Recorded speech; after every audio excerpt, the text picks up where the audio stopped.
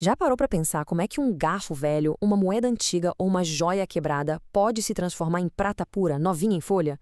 Pois é, nessa nossa análise, a gente vai mergulhar nessa verdadeira alquimia moderna que transforma o que parece lixo em um verdadeiro tesouro. Bom, para começar, a gente tem que entender uma coisa. A maioria dos objetos de prata que a gente vê por aí não é pura. Na verdade, são o que chamamos de ligas metálicas. Quase sempre elas têm uma boa dose de cobre misturada ali no meio. Então, o nosso grande desafio aqui é dar um jeito de tirar esses 20% de cobre e qualquer outra sujeirinha que estiver junto, sabe? A ideia é isolar só a prata puríssima usando um processo de reciclagem totalmente químico. Mas calma, antes da gente pular de cabeça na química, vale a pena a gente entender por que a prata é tão valiosa assim. O que será que esse metal tem de tão especial, além de ser bonito e brilhante? Olha só que interessante. A prata tem umas propriedades bactericidas impressionantes. E isso é algo que as pessoas sabem há séculos. Desde as moedas que eram jogadas no leite no Velho Oeste para não estragar, até os talheres super higiênicos da Idade Média. O poder dela de combater micróbios é um dos grandes motivos do seu valor histórico. Ok, então agora sim, vamos ao que interessa, a jornada química. É um processo com várias etapas, uma depois da outra, que vai limpando e purificando o metal de forma sistemática. Toda essa transformação pode ser resumida em 5 grandes passos, e o legal é que cada um deles tem uma mudança visual bem impactante.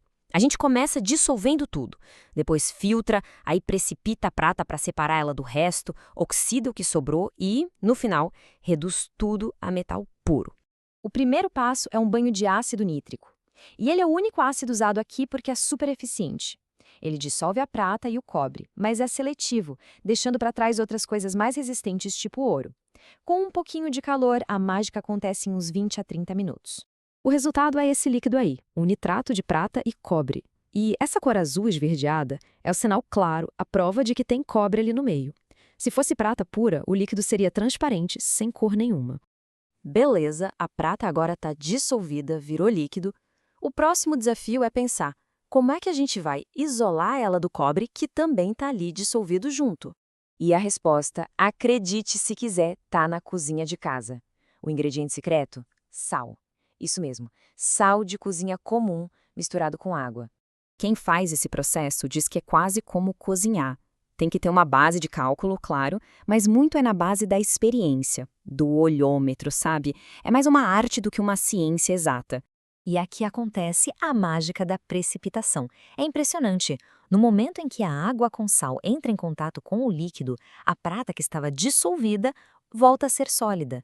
Ela simplesmente despenca para o fundo do recipiente, formando essa nuvem branca. Enquanto isso, o cobre fica para trás, quietinho lá no líquido verde. E agora, bom, agora vem a parte mais chata e trabalhosa de todas. Para a gente ter a prata purinha, cada gota daquela água verde, cheia de cobre, precisa ser removida do cloreto de prata. Isso significa lavar, lavar e lavar de novo. É um processo super meticuloso. O material é lavado umas 20, às vezes 30 vezes. Como a gente pode ver, a água começa bem verde, aí vai clareando, clareando, até que finalmente sai limpinha, transparente. É um trabalho de paciência, mas é fundamental para garantir a pureza. Com o material finalmente limpo, entra em cena o próximo reagente químico, a famosa soda cáustica. Ou, falando de um jeito mais técnico, o hidróxido de sódio. E ela vai causar outra transformação visual bem radical. É instantâneo. No segundo em que a soda cáustica entra em contato, aquele composto branco e fofinho vira essa substância escura, densa, pretinha mesmo. Isso aí é o óxido de prata. E para transformar o óxido de prata em prata de verdade, pura, a solução final vem de algo ainda mais surpreendente: um açúcar simples, glicose. Essa é a etapa final. A glicose, quando reage, age como se estivesse roubando os átomos de oxigênio do óxido de prata. Essa reação, além de deixar um cheiro adocicado no ar, tipo de algodão doce, é o que finalmente libera o metal e deixa para trás só a prata pura. Então tá, depois dessa maratona de química, de filtragem, de lavagem, qual é a cara da prata pura no final das contas? E o resultado é esse pó cinza, que parece até cimento. Nada daquele metal brilhante que a gente imagina, né? Esse pozinho, que não parece grande coisa, é o verdadeiro tesouro no fim dessa jornada. A maioria das pessoas nem imaginaria que isso é valioso. E se todo o processo de lavagem foi feito direitinho, esse pó é 99,99% prata pura. É um nível de pureza absurdo. É incrível olhar para essa jornada completa, né? A gente começa com uma liga manchada, cheia de impurezas, e termina com um pó de prata elementar, com uma pureza altíssima e muito valioso. E o que dá para fazer com esse pó? Bom, ele é super versátil.